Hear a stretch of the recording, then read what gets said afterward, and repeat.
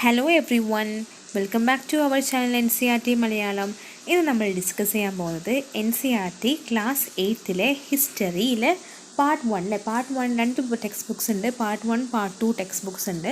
അതിനകത്ത് part 1 last chapter ആയിട്ടുള്ള chapter 6 colonialism in the city, അതായത് നമ്മുടെ സിറ്റിയിനകത്തുള്ള ബ്രിട്ടീഷ് റൂളിനെ പറ്റി. കൊളോണിയലിസം എന്ന് പറയുമ്പോൾ ബ്രിട്ടീഷ് റൂളിലാണ്, അതിനെ പറ്റിയാണ് നമ്മളിന്ന് ഡിസ്കസ് ചെയ്യാൻ പോകുന്നത്. So, colonialism and the city, the story of imperial capital. അപ്പോൾ സ്റ്റോറി ഓഫ് ഡൽഹിനെ പറ്റിയാണ് നമ്മൾ ഡിസ്കസ് ചെയ്യുന്നത്. What happened to the cities under the colonial rule? You have seen how life in the countryside changed after the establishment of British power. What happened to the cities during the same period? The answer will depend on the kind of city or town we are discussing. അതായത് നമ്മുടെ country സൈഡിലുള്ള ചേഞ്ചസൊക്കെ നമ്മൾ നോക്കി. അതായത് British പവറിന് ശേഷം country സൈഡിലെ ചേഞ്ചസൊക്കെ ഒരുപാട് മാറ്റങ്ങൾ വന്നിട്ടുണ്ട്. അപ്പോൾ സിറ്റീസിലൊക്കെ ഈ പീരീഡിൽ എന്തായിരിക്കും സംഭവിച്ചിട്ടുണ്ടാവുക? നമ്മുടെ ആൻസർ ഡിപ്പെൻഡ് ചെയ്തിരിക്കുന്നത് ഏത് ടൗൺ ആണോ ഏത് സിറ്റി ആണോ നമ്മൾ ഡിസ്കസ് ചെയ്യുന്നത് അതിനനുസരിച്ചായിരിക്കും. The history of a temple town like Madurai will not be the same as that of the manufacturing town like Dhaka or a port like Surat or towns that simultaneously served many different functions. അതായത് നമ്മുടെ മധുരൈ പോലെയുള്ള temple ടൗണുകളിൽ എല്ലാ അവസ്ഥയായിരിക്കില്ല നമ്മുടെ manufacturing town ആയിട്ടുള്ള deca പോലത്തെ സ്ഥലങ്ങളിൽ. പോർട്ടുകൾ പോലത്തെ സൂറത്തിലുള്ള അവസ്ഥയായിരിക്കില്ല ടൗണുകളിലുള്ള അവസ്ഥ.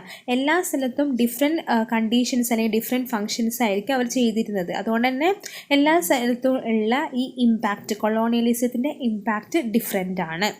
In most of the Western world, modern cities emerged with industrialization.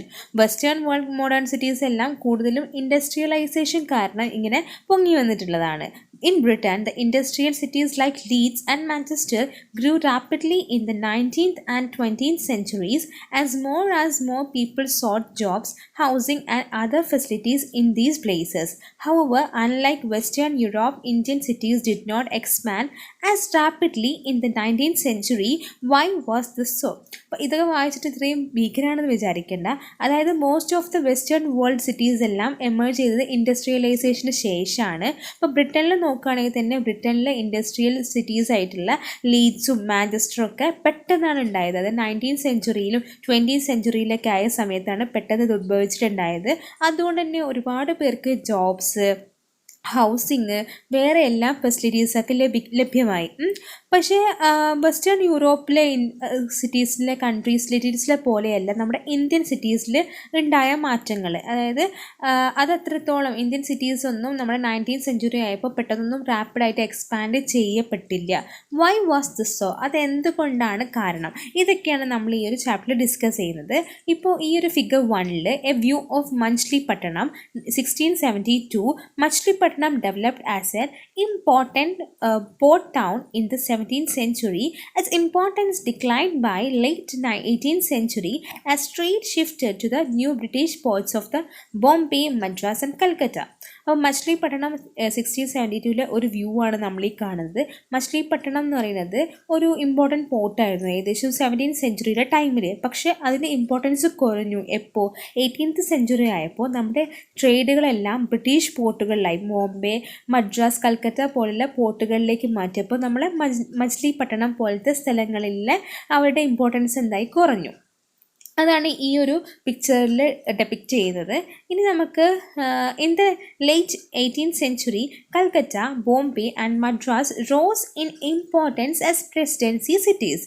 They became the centres of British power in the different regions of India. At the same time the host of smaller cities declined.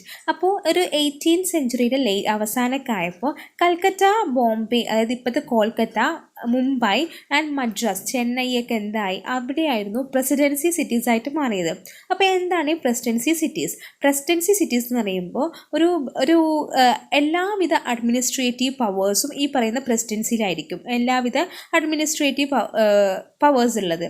അതായത് presidency for administrative purposes, colonial India was divided into three presidencies: Bombay, Madras, and Bengal, which developed from the East India Company's factories at its trading posts at Surat, Madras, and Calcutta.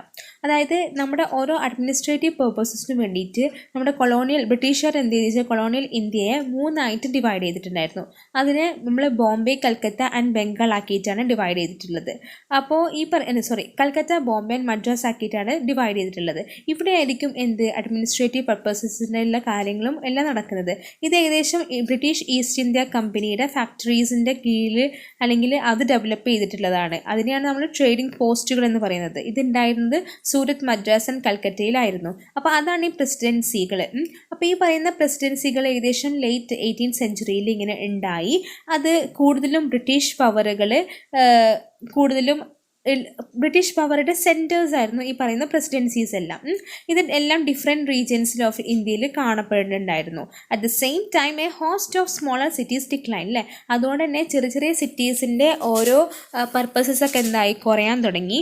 Many towns manufacturing specialised goods decline due to a drop in the demand for what they produced. All trading cities and ports could not survive when the flow of trade moved to new centers.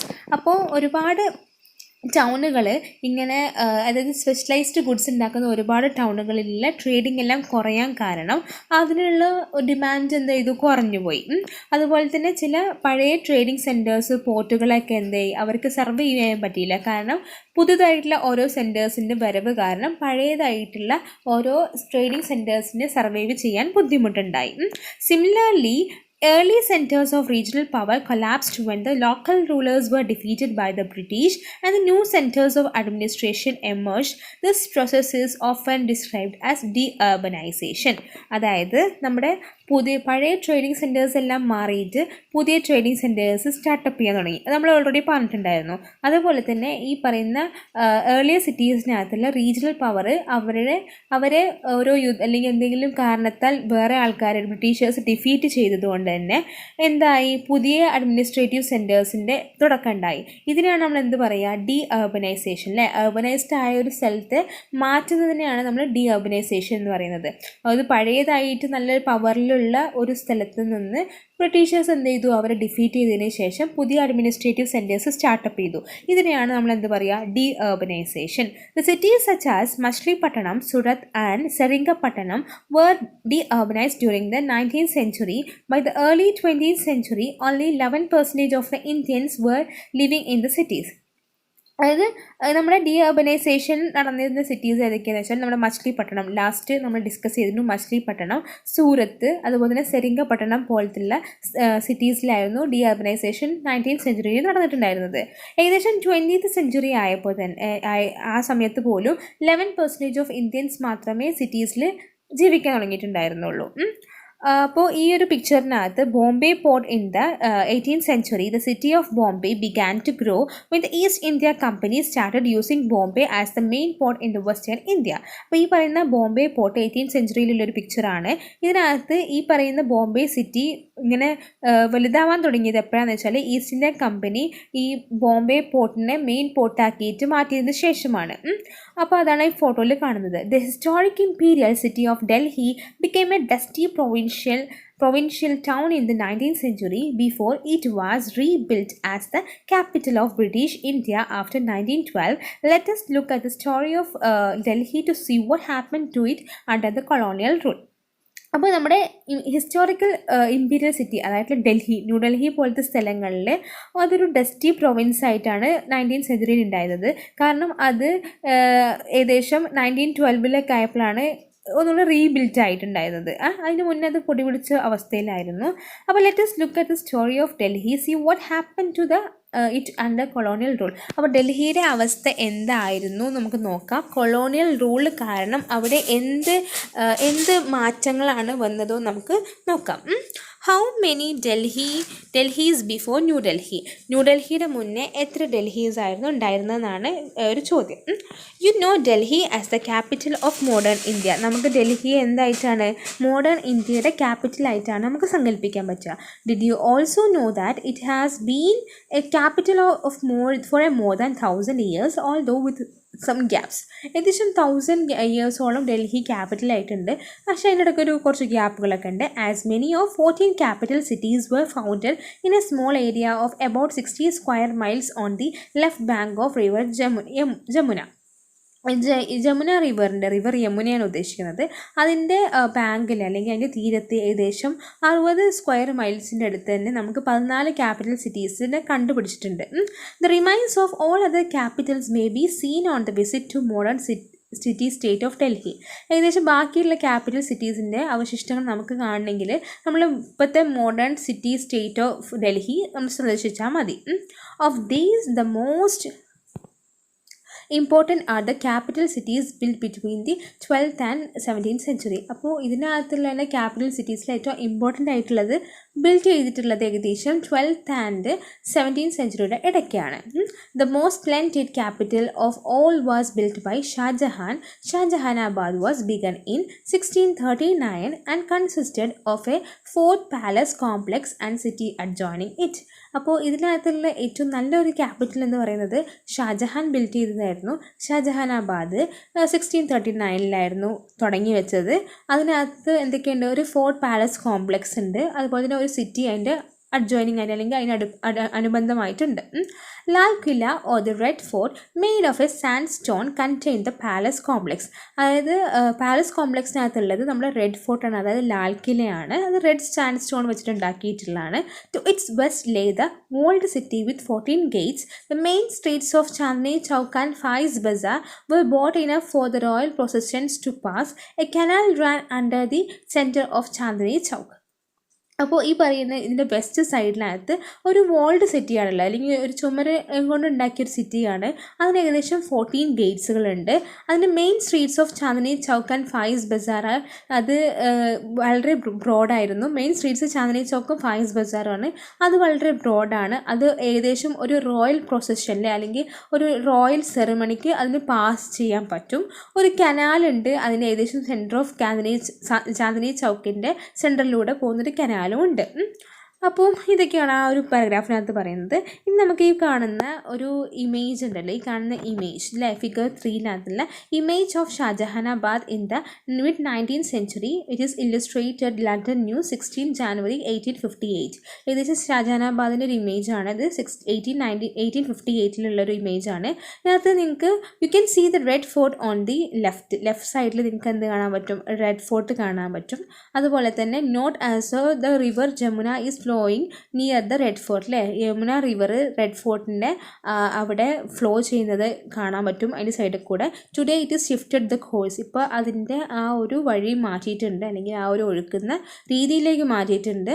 The place where the boat is about to embark is now known as Daryaganj. Dariya means river, ganj means market. ഇപ്പോൾ ആ boat നിൽക്കുന്ന സ്ഥലമാണ് ഇപ്പോഴത്തെ നമ്മുടെ ദരിയഗഞ്ച് എന്ന സ്ഥലം. ദരിയ എന്ന് പറയുന്നത് റിവർ എന്ന മീനിങ്ങും ഗഞ്ച് എന്ന് പറയുന്നത് മാർക്കറ്റ് എന്നുള്ള മീനിങ്ങുമാണ്. ഇനി പറയാൻ പോകുന്നത് Sit administered densely packed mohallas and several dozen bazaars. The Jama Masjid was amongst the largest and grandest mosque in India. There was no place higher than this mosque within the city then. ഏകദേശം ഒരു നടുവിലേക്ക് എത്തിയ സമയത്ത് ഇത് ഫുള്ളും ഡൽഹി ഫുള്ളും എന്താണ് മൊഹല്ലാസും ബാസാർസൊക്കെ ആയിട്ട് full. മൊഹല്ലാസ് എന്ന് പറയുമ്പോൾ സ്ട്രീറ്റുകൾ അല്ലേ, എന്ന് പറയുന്നത് ഹിന്ദിയിൽ സ്ട്രീറ്റ് എന്ന മീനിങ് ആണ്. അതുപോലെ തന്നെ കുറേ ഡസൻ കണക്കിന് ബാസാറുകൾ, ഡസൻ കണക്കിന് മാർക്കറ്റുകളൊക്കെ തിങ്ങി നിറഞ്ഞതായിരുന്നു. പിന്നെ അതിനകത്ത് ജമാ മസ്ജിദ് ആയിരുന്നു ഏറ്റവും വലുതും ലാർജസ്റ്റുമായിട്ടുള്ള mosque in India. There was no place higher than this mosque within the city. ഇവിടെ ഈ മോസ്ക് ഉള്ള സിറ്റീനേക്കാളും വലിയൊരു സിറ്റി ആയിട്ട് വേറെ ഒന്നും ഉണ്ടായിരുന്നില്ല. Delhi during Shahjahan's time was also important centre of Sufi culture. Shahjahan ടൈമിൽ ഡൽഹി സൂഫി കൾച്ചറിന് വളരെ ഇമ്പോർട്ടൻ്റ് ആയിട്ടുള്ളൊരു സമയമായിരുന്നു. It has several dargahs, khanqahs and Idgahs. അപ്പോൾ അതിനകത്ത് ഒരുപാട് ദർഗാസും ഖൻഖാസും ഈദ്ഗാസും എല്ലാം ഉണ്ട്. അപ്പോൾ എന്താണ് ദർഗ? ദർഗ എന്ന് പറയുന്നത് സൂഫി സെയിൻറ്റ് ടോംബിനെയാണ് നമ്മൾ ദർഗ എന്ന് പറയുന്നത്. ഖൻഖ എന്ന് പറയുന്നത് ഒരു സൂഫി ലോഡ്ജാണ്. അവിടെ എന്ത് ചെയ്യും, നമ്മൾ ട്രാവലേഴ്സും അങ്ങനത്തെ ആൾക്കാരൊക്കെ ഇവിടെ റെസ്റ്റ് ചെയ്യാൻ വേണ്ടി യൂസ് ചെയ്യുന്ന സ്ഥലമാണ് ഖൻഖ എന്ന് പറയുന്നത്. അവിടെ ഒരുപാട് ആത്മീയ കാര്യങ്ങൾ, സ്പിരിച്വൽ മാറ്റേഴ്സും അതുപോലെ തന്നെ ഈ പറയുന്ന സന്യാസികളിൽ നിന്ന് ആശീർവാദം, ബ്ലെസ്സിങ്സ്, സൂഫി മ്യൂസിക് കേൾക്കാനൊക്കെ ഉള്ള ഒരു റെസ്റ്റിംഗ് പ്ലേസിനെയാണ് നമ്മൾ ഖൻഖ എന്ന് പറയുന്നത്. ഇനി ഈദ്ഗാഹ് എന്ന് പറയുന്നത് മുസ്ലിംസ്, ഒബ്വിയസ്ലി നമ്മുടെ നാട്ടിലാണെങ്കിലും അവിടെയാണെങ്കിലും മുസ്ലിംസ് ഓപ്പൺ പ്രെയർ നടത്തുന്ന സ്ഥലത്തെയാണ് നമ്മൾ ഈദ് പ്രെയർ നടത്തുന്ന സ്ഥലത്തിനെയാണ് നമ്മൾ ഈദ്ഗാഹ് എന്ന് പറയുന്നത്. Open squares, winding lines, quiet cul-de-sacs and water channels were the pride of Delhi's residents. അപ്പോൾ ഓപ്പൺ സ്ക്വയേഴ്സ്, വൈൻഡിങ് ലൈൻസ്, അതുപോലെ തന്നെ കൾഡിസാക്ക്, അതായത് സ്ട്രീറ്റിൻ്റെ എൻഡിൽ, ഡെഡ് എൻഡിലുള്ള സ്ട്രീറ്റിനാണ് നമ്മൾ കൾഡിസാക്ക് എന്ന് പറയുന്നത്. അതുപോലെ തന്നെ വാട്ടർ ചാനൽസൊക്കെ ആയിരുന്നു ഡൽഹിയുടെ റെസിഡൻസിൻ്റെ പ്രൈഡ്, അല്ലേ, അഭിമാനം എന്ന് പറയുന്നത്. No wonder the poet Mir said എന്ന് പറഞ്ഞത്, the streets of Delhi are in world mere streets, they are like the album of the painter. അതായത് ഡൽഹിയിലെ സ്ട്രീറ്റുകളെന്നും വെറും സ്ട്രീറ്റുകൾ മാത്രമല്ല, അതൊരു പെയിൻറ്ററിൻ്റെ ആൽബമാണ്. അതായത് അത്രത്തോളം പെർഫെക്റ്റ് ആണ് അവിടുത്തെ ഓരോ ബിൽഡിങ്സും കാര്യങ്ങളൊക്കെ ഉണ്ടാക്കി വെച്ചിട്ടുള്ളതാണ് അദ്ദേഹം പറഞ്ഞത്. ആര്? മിർസ് എന്ന് പറയുന്ന ഒരു പോയറ്റ് പറഞ്ഞിട്ടുള്ളത്. Yet even this was no ideal city and its delight were enjoyed only by some. ഇപ്പോൾ ഇതൊരു ഐഡിയൽ സിറ്റി ആയിട്ട് പറയാൻ പറ്റില്ല, കാരണം ഐഡിയൽ എന്ന് പറയുമ്പോൾ അത് എല്ലാവർക്കും ഒരുപോലെ ആവണം. ഇതിനകത്തുള്ള ഡിലൈറ്റ്സ്, അതായത് സന്തോഷങ്ങളൊക്കെ ചിലർ മാത്രമേ എൻജോയ് ചെയ്തിട്ടുണ്ടായിരുന്നുള്ളൂ. There was a sharp divisions between the rich and the poor. Havelis or mansions were interspersed with far more numerous mud houses of the poor. അതായത് ഇതിലിവിടെ ഒരു ഷാർപ്പ് ഡിവിഷൻ തന്നെ ഉണ്ടായിരുന്നു. റിച്ച് വേറെ പുവർ വേറെ എന്നുള്ളൊരു ഷാർപ്പ് ഡിവിഷൻ തന്നെ ഉണ്ടായിരുന്നു. പിന്നെ ഹവേലീസ് അല്ലെങ്കിൽ മാൻഷൻസിലെ കൊട്ടാരങ്ങളുടെ ഇടയിൽ നമുക്ക് എന്ത് കാണാൻ പറ്റും? ഒരുപാട് ഇങ്ങനെ മണ്ണ് കൊണ്ടുണ്ടാക്കിയ ഒരുപാട് വീടുകൾ നമുക്ക് കാണാൻ പറ്റും. അത് റെപ്രസെൻറ്റ്സ് ആരാണ്? പുവറിനെയാണ് ആ മണ്ണ് കൊണ്ടുണ്ടാക്കിയ വീടൊക്കെ റെപ്രസെൻറ്റ് ചെയ്യുന്നത്. The colorful world of poetry and dance were usually enjoyed only by the men. Furthermore, celebrations and processions often led to serious conflict. അല്ലേ? അതായത് ഈ പറയുന്ന പോയട്രി ഡാൻസൊക്കെ ഏറ്റവും കൂടുതൽ എൻജോയ് ചെയ്തിട്ടുണ്ടായിരുന്നത് അവിടുത്തെ ആണുങ്ങളാണ്, മെന്നാണ്. പിന്നെ സെലിബ്രേഷൻസ്, പ്രൊസഷൻസ്, ഇങ്ങനത്തെ ആഘോഷങ്ങൾ, അനുഷ്ഠാനങ്ങളൊക്കെ എപ്പോഴും എന്തായി? കോൺഫ്ലിക്റ്റിലേക്ക്, ലഹളയിലേക്ക് ലീഡ് ചെയ്തിട്ടുണ്ടായിരുന്നു. ഈ ഒരു ഫിഗർ 4 കാണുന്നത് the eastern gate of the Jama Masjid in Delhi by Thomas Daniell 1795 എടുത്തൊരു ഫോട്ടോയാണ്. This is also the first mosque in the India with minarets and full domes. മിനാറത്തുകളൊക്കെ ഉള്ള ഫുൾ ഡോംസും ഒക്കെ ഉണ്ടായിരുന്ന ഒരു ജമാ മസ്ജിദാണ് ഈ കാണുന്ന ഫോട്ടോയിൽ കാണുന്ന ജമാ മസ്ജിദ് ഇൻ ഡൽഹി.